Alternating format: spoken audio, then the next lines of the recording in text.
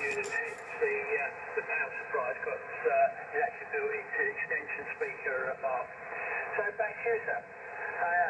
M0JCFM, 0CLG. Yeah, M0CLG, M0JCF are returning. Well, you know, this is the only no, have I got any more? No, this is the only Icom I currently have. I'm a Kenwood man, really. At heart, I'm a Kenwood man. So I've got a TS590S, and that has got some fantastic audio in both directions. It's I always get compliments on the transmitted audio on most of the Kenwoods that I've had over the years. And likewise, they do sound good as well. I say the 590S with the DSP and everything, you know, it works very well. You just got to keep on top of it. And I'm just learning now. I've had this Icom since last summer, and I've hardly had it out the box. I bought it on a whim, to be honest. What it was I prefer, well, I won't say I prefer, I like to homebrew radios, and I like to use and restore old hybrids and valve radios, that sort of thing. So in my garage, you know, I've been using for a couple of years now a TS520S hybrid, and I've had the FT101ZD Mark III. And in fact, the TS520, I've got 3 of them. 2 of them need restoring. Neither of them are working. I've got an FT1, a Yaesu FT1. I've got a couple of summer camp radios. That's the FL100B, FR100B. They both need work. To work as a pair again. Then I've got a Swan 350, a Swan 400. So you can see the list goes on. I mean, Kodar AT5s, I've got 3 of those.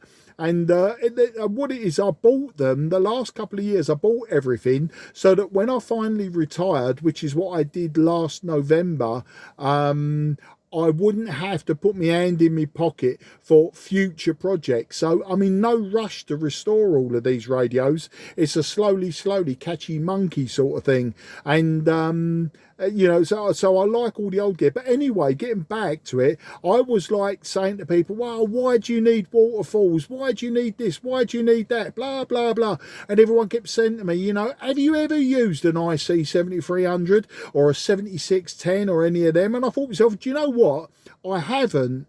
And I was sort of disparaging of these radios without actually having used one, let alone owned one. I hadn't even used one, and I thought to myself I was being really unfair, not just to the people that have these radios and love these radios, but I was being unfair to myself. I'm thinking, you know, I was sort of stuck in my ways, as it were. So anyway, I just I went out and I bought this one. It was at the right price at the right time, but it's a case of, you know, getting it out the box. That was the hardest thing, and so today was really the first time that I've been using it. And what I've been doing more than anything, I've been diving into the menus, that sort of thing. Now, what I like about my old radios is there's no menus. In fact, there's no controls really, is there? But then you got, you know, like the 590S, it's got lots of controls and some menus and sub menus, but most of it controlled from the front panel. And what it was, I really got sort of stuck in my ways. So with the IC-7300, I'm sort of getting used to like the various filters and stuff like that more than anything. And I've been working 10 meters today, and worked the United States. You know, I mean, that's becoming quite popular now on 10 meters. So I've been working the United States and places like that. And then tonight, or rather this evening, I decided to jump onto 40 meters, worked a couple of those WRTC stations. On 40 meters, I did a bit of CQ 40 meters QRP, and I left my power at 10 watts and got a contact with that. And what I was going to do, the reason I checked if this frequency was clear, I was actually going to drop my power to 10 watts if the frequency was clear, and like call CQ80 QRP and just see what come back. You know, I was just literally just playing playing with the radio and just getting used to it. So that's the story there, old chap. I mean, as you can tell, I like to rabbit on. As I say, maybe I talk more than I listen, which is sometimes a good thing, sometimes not. I mean, I'm a shortwave listener going right back to 1974. That's when I built my first ever crystal set, and when I discovered shortwave listening on one of my mum's transistor radios, it had several shortwave bands, and I just got into it. And I think my first ever shortwave DX was something like Rhodesia. It might have been Rhodesia or South Africa, but anyway, it was definitely in the South Africa area, and I was hooked ever since. Failed the RAE in 1978, and then a big gap, and here we are today with an M0. So back to you, Graham. M0 CLG, M0 JCF. Yep, okay, fine there, Mark, M0. JCF, yeah, okay, fine. Well, very, very interesting indeed. And yeah, different radios you got there, and plenty to occupy yourself with. Fact being that you're now retired as of November last year, so yeah, jolly good.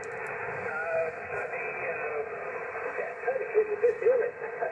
And the fact that we're not working, in fact, it's good to get them working. That's the thing. So yeah, jolly good. Very, very good indeed.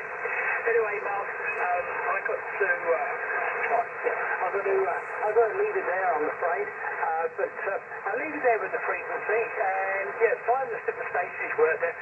I did actually have a look on 10 meters this morning. Heard a couple of stations. I'd say this morning, late morning, coming up towards lunchtime, and they might finish up on 60 meters in actual fact.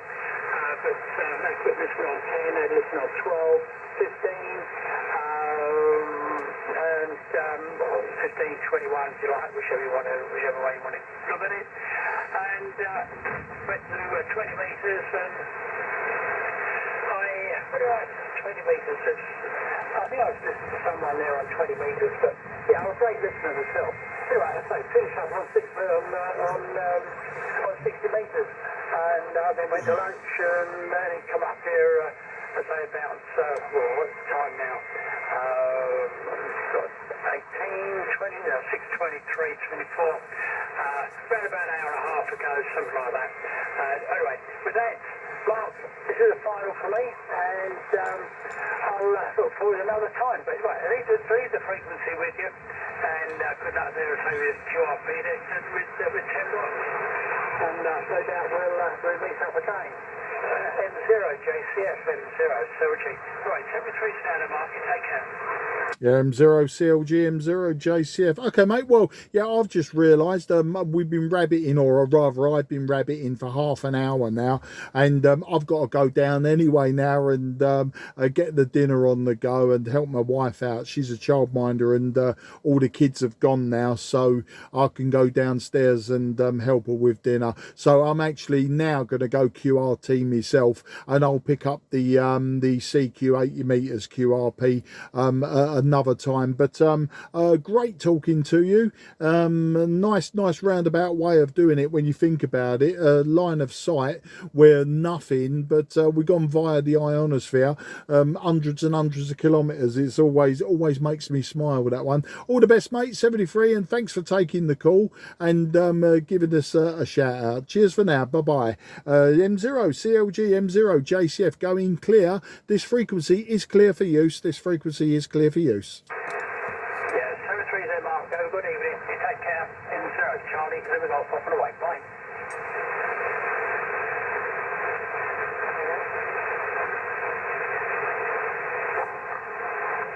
Mark, any copy? Yeah, M0 JCF listening. M0 JCF, M0 BGD. M0 BDG. Let me just write that in my paper logbook, old school style. Very good evening. Yeah, you named the name's Mark. I'm in Sidcup in Kent. Who's that? It's James, Mark. Delta Golf Delta. Oh, Delta Golf Delta. Oh, what's the matter with me? Sorry, James. Because I wrote your call sign down wrong. That was it. But the name seems familiar, which is why I sort of asked you, who's that in that way? But oh, I tell you, compared to 10 meters, mate, you're a cracking signal. Add you copy, and I'll give you a report on the next over. Yeah, 5 and 5 at the moment. I just tried to call you on the vertical, but he's tuning in. But so we're on the ZS63KW at the moment. Yeah, 5 and 5 with me. We got similar signals to the other chap. Quite surprised to hear you, to be honest. Yeah, Roger, mate. Well, it's a 5 and 5. You're 5 and 9 plus 5 to me. 5 and 9 plus 5. I'm using a long wire though, James. I'm using a 90-foot long wire, about 20 feet off the ground. It's an inverted U shape, so it's got a vertical part at both ends. But yeah, I'm using the IC-7300 at the moment. I think last time I spoke to you yesterday, wasn't it? Was on the TS520S, and yeah, that thing's playing up. It's playing up something rotten the last couple of days. But yeah, broke out the IC-7300 today, and I've worked everywhere from 10 meters and worked my way down through the bands until I ended up here, and I just found a spare bit of frequency. Well, there was a net that had just finished, and I was going to call you know, like CQ 80 meters slash QRP. I was going to drop the power to just below 10 watts just to see how this radio performed QRP. I'd already run QRP on 40 meters with it and got a reply from what was his name? I've forgotten his name now. But anyway, he was down in Dover. He was a G8, I believe. I could be wrong. No, it was a G4 down in Dover. And anyway, cut a long story short, yeah, I've just been playing about with the radio, and as I say, just about to go QRT. And then you popped up, and I thought, I know the voice, but the call sign's not overly familiar. But there you go, mate. Back to you, M0 DGD, M0 JCF.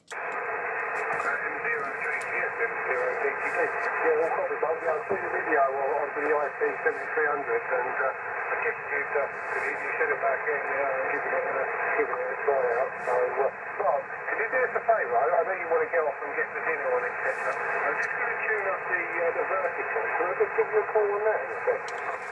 Yeah, of course you can, mate. I mean, I don't think we're working ground wave. Judging by how good the signal is into me, I'd say that we're going via the ionosphere, very high angle NVIS. You know, given the distance between us, what is it, about 30 miles? So I would say that we're going via the ionosphere, because your signal is far too strong, I would say, for a ground wave from where you are. But yeah, I'm waffling on so that you can swap over antennas, but go ahead. M0DGD, this is M0JCF listening for you on the vertical antenna. M0DGD, M0JCF. M0DGD, M0JCF.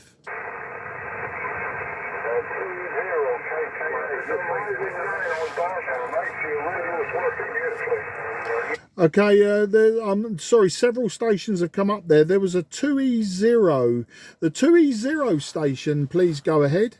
M0, JCF listening. Yeah, it's 2 Echo 0 Kilo Kilo Alpha. Name is Chris, and I'm on Dartmoor National Park. It's 5 and 9 plus 5. Yeah, thanks a lot, Chris. Thanks for coming back to me. 2E0 Kilo Kilo Alpha. This is Mike 0 Juliet Charlie Foxtrot, and yeah, you might have heard I was talking to someone I talk to regularly. He's just swapping antennas, so we was just calling his call sign just to keep the frequency in use. But yeah, you're 5 and 9 plus 5 to me as well. The name is Mark. I'm in Sidcup in Kent, and I'm using an IC-7300, 100 watts into a 90-foot long wire. Chris, back to you.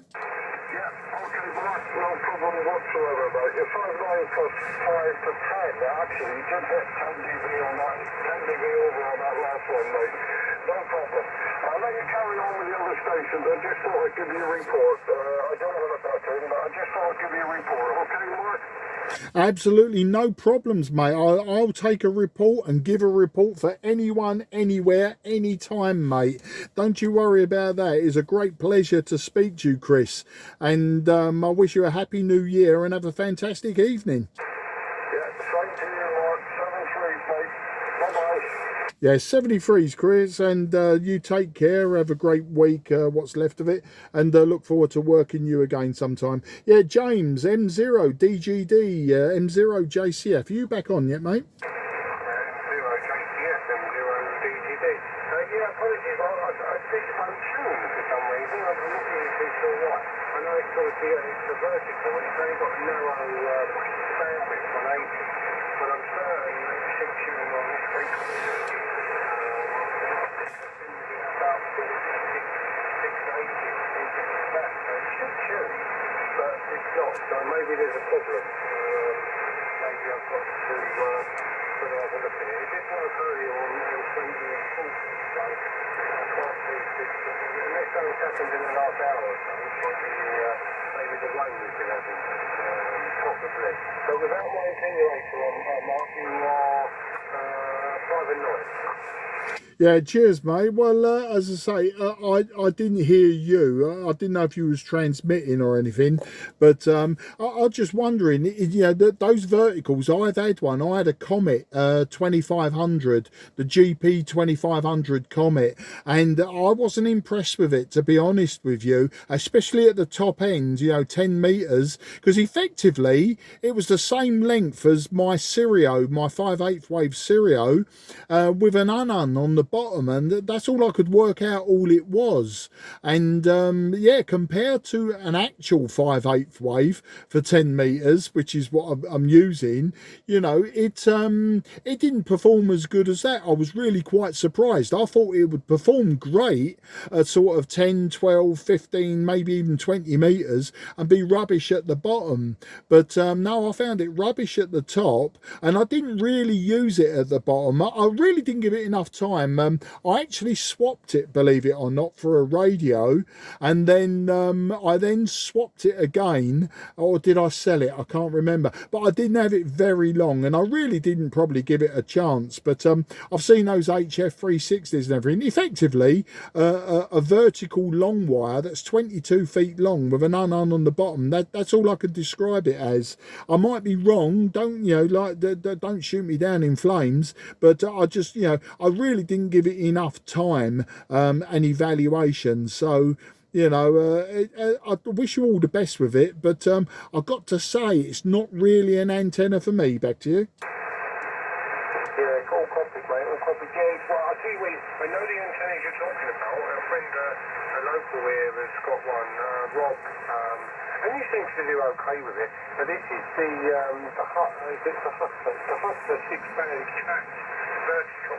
So I think basically it's supposedly a quarter wave on all the bands, but it's ground mounted with no radio, which is one of the main reasons why I went for that.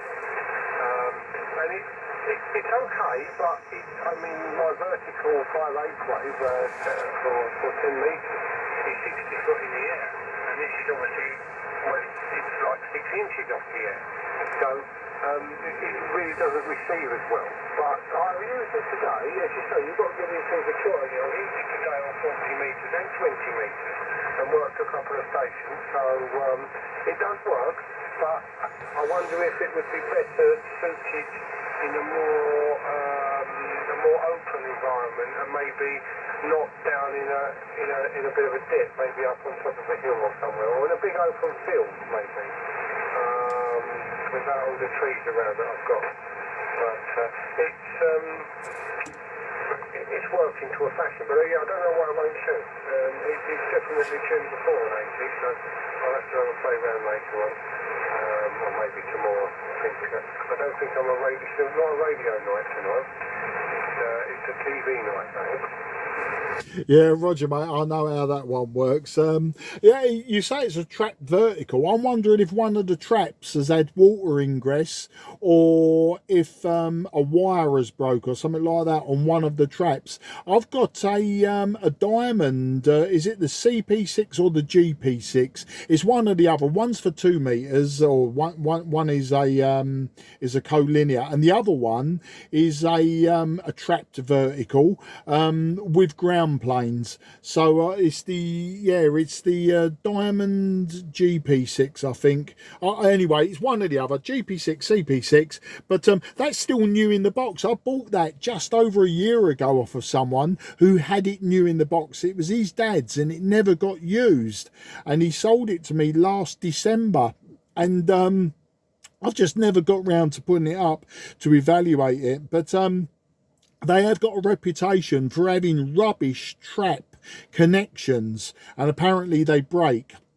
So one of the first things you do before you put it up is you modify all of the trap connections with an extra rivet or two, and that stops it blowing around in the wind and falling apart. So that's the first thing that come to my mind as soon as you said it was a trap vertical, was, oh, I wonder if A, one of the traps has busted, or B, water's got in there, because obviously we've had an afternoon of rain and wind. So that's the only thing I could think of. You might just want to double check on that one, and that might be the reason why it's not tuning. That's the only thing that come to mind. Anyway, listen, James, I am going to go. I was meant to have gone ages ago. What was it, 20 minutes ago? No, it wouldn't have 20 minutes ago, was it? It was about 10 minutes ago I was meant to have gone, and I'm going to shut it all down now. The problem is, you know, somebody comes up, I find it very difficult to ignore them.